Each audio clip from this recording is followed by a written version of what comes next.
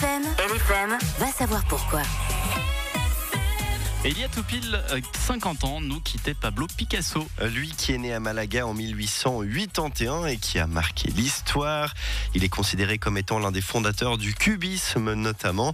Il était contre la dictature, contre la violence aussi, sauf à l'égard des femmes. Parce que rappelons à toutes fins utiles que sa misogynie est au cœur de nombreux drames parmi celles qui ont croisé sa route. Certaines de ses œuvres sont d'ailleurs le fruit de ses relations extrêmement toxiques.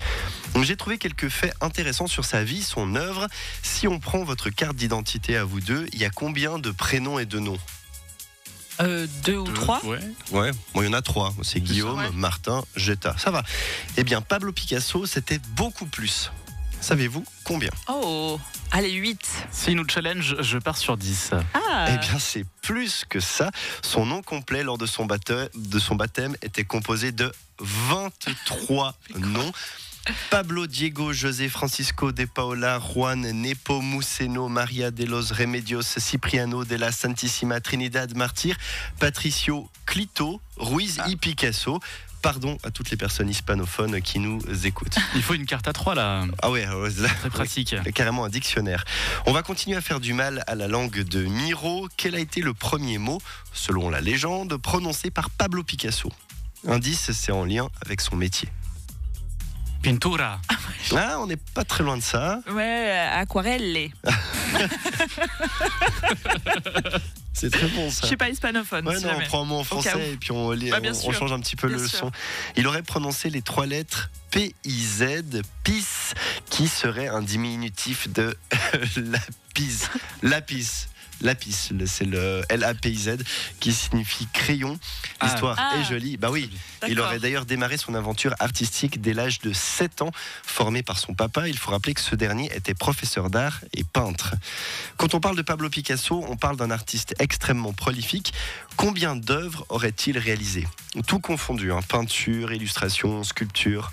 Allez, un bon 10 000. Ah, moi j'aurais dit 1002. Eh bien, c'est beaucoup plus que ça. Les sources varient. Certaines disent plus de 147 000 œuvres, un peu moins de 50 000 pour d'autres, mais dans tous les cas, ça reste assez dingue. Une dernière question. Son travail est très connu, ce qui entraîne beaucoup d'envie et ce qui l'amène à détenir un triste record actuellement, celui de l'artiste avec le plus d'œuvres dérobées, disparues ou au sein d'un quelconque conflit. Combien de ces œuvres sont concernées ? Allez, 1000. C'est déjà pas mal. Si on est sur 50 000, je dirais la moitié. Je dirais 20 000. Eh bien, Julie est un petit peu plus proche cette fois-ci. En 2012, dernier référencement en date, on parlait tout de même de 1147 œuvres concernées. Pablo Picasso s'est éteint le 8 avril 1974 à Mougins, en France. Il avait 91 ans. Tout n'est pas tellement beau derrière mon petit pinceau, mais avec un peu d'enduit et puis du mastic aussi, je refais la façade. Et il a surtout une voiture à son nom.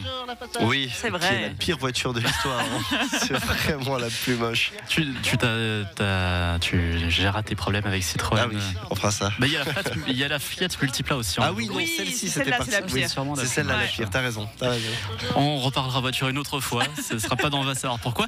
Mais là, c'est la musique avec Fox the Fox et les Jonas Brothers. LFM, le 6-9.